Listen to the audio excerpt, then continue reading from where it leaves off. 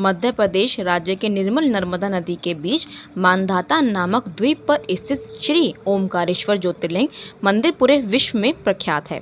यह मंदिर इतना भव्य है कि यहाँ हर साल लाखों श्रद्धालु भगवान शिव तथा माता पार्वती के दर्शन करने आते हैं। सावन के महीने में इस द्वीप की रौनक और बढ़ जाती है।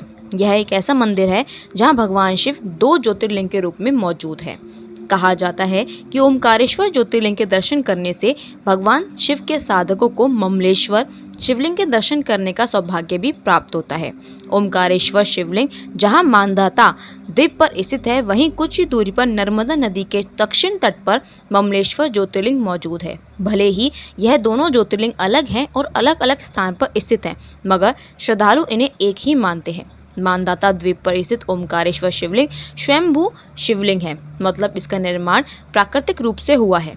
मान्यताओं के अनुसार सावन के महीने में श्रद्धालुओं को भगवान शिव के दर्शन करने के लिए यहाँ जरूर आना चाहिए। आइए जानते हैं इस मंदिर के बारे में, लेकिन उससे पहले भोले बाबा के सच्चे भक्त कमेंट में हर हर महादेव जरूर लिखें और जिसने अभी तक सब्सक्राइब नहीं किया है वो भी कर दे। चलिए शुरू करते हैं। ओमकारेश्वर मंदिर का इतिहास। इस मंदिर में शिव भक्त कुबेर ने तपस्या की थी तथा शिवलिंग की स्थापना की थी, जिसे शिव ने देवताओं का धनपति बनाया था। कुबेर के स्नान के लिए शिवजी ने अपनी जटा के बाल से कावेरी नदी उत्पन्न की थी। यह नदी कुबेर मंदिर के बाजू से बहकर नर्मदा जी में मिलती है, जिसे छोटी परिक्रमा में जाने वाले भक्तों ने प्रत्यक्ष प्रमाण के रूप में देखा है। यही कावेरी ओमकार पर्वत का चक्कर लगाते हुए संगम पर वापस नर्मदा जी में मिलती है। इसे ही नर्मदा कावेरी का संगम कहते हैं। यहाँ के ज्यादातर मंदिरों का निर्माण पेशवा राजाओं द्वारा ही कराया गया था। ऐसा बताया जाता है कि भगवान ओमकारेश्वर का मंदिर भी उन्हीं पेशवाओं द्वारा ही बनवाया गया है। इस मंदिर में 2 कमरों के बीच से होकर जाना पड़ता है। चूंकि भीतर अंधेरा रहता है, इसलिए वहाँ हमेशा दीपक जलाया जाता है। ओमकारेश्वर ज्योतिर्लिंग। ओमकारेश्वर लिंग किसी मनुष्य के द्वारा गढ़ा, तराशा या बनाया हुआ नहीं है, बल्कि यह प्राकृतिक शिवलिंग है। इसके चारों ओर हमेशा जल भरा रहता है। प्राय किसी मंदिर में लिंग की स्थापना गर्भगृह के मध्य में की जाती है और उसके ठीक ऊपर शिखर होता है, किंतु यह ओमकारेश्वर लिंग मंदिर के गुंबद के नीचे नहीं है। इसकी एक विशेषता यह भी है कि मंदिर के ऊपरी शिखर पर भगवान महाकालेश्वर की मूर्ति लगी है। कुछ लोगों की मान्यता है कि यह पर्वत ही ओमकार रूप है। सावन में बढ़ जाता है श्री ओमकारेश्वर ज्योतिर्लिंग मंदिर के दर्शन करने का महत्व।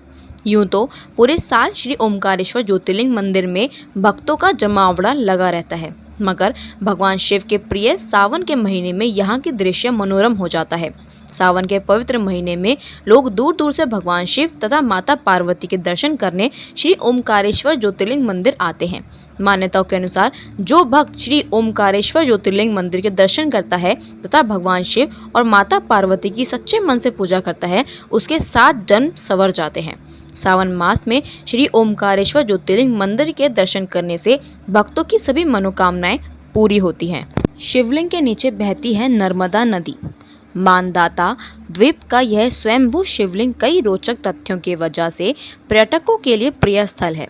12 ज्योतिर्लिंगों में से यह चौथा ज्योतिर्लिंग है। ऐसा कहा जाता है कि इस ज्योतिर्लिंग के नीचे नर्मदा नदी बहती है। इसके साथ ही यह भी प्रचलित मान्यता है कि यहाँ भगवान शिव, माता पार्वती और कई देवी देवता चौपड़ खेलते थे।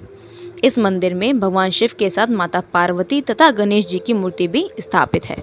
बहुत खास है यहाँ की आरती। सनातन धर्म के अनुसार ईश्वर की आरती देखना बहुत लाभदायक माना जाता है, मगर श्री ओमकारेश्वर मंदिर के नियम कुछ अलग है। दरअसल यहाँ सदियों से एक परंपरा चली आ रही है, जिसके अनुसार यहाँ भक्तों को आरती देखने की अनुमति नहीं है। आरती के समय यहाँ किसी भी भक्त को प्रवेश करने की अनुमति नहीं मिलती है। कहा जाता है कि सिर्फ राजपुरोहित ही आरती के समय यहाँ आ सकते हैं। जब भी यहाँ आरती की जाती है, तब कैमरे और माइक को भी बंद कर दिया जाता है। आरती के बाद ही यहाँ के पट खोले जाते हैं और भक्तों को अंदर जाने की अनुमति मिलती है। चलिए दोस्तों, ये रही शिवजी के 12 ज्योतिर्लिंगों में से चौथे ज्योतिर्लिंग के बारे में महत्वपूर्ण बातें। मिलते हैं एक और नए मंदिर की जानकारी के साथ। तब तक इस वीडियो को ढेर सारा प्यार दें और बने रहें हमारे चैनल के साथ। धन्यवाद।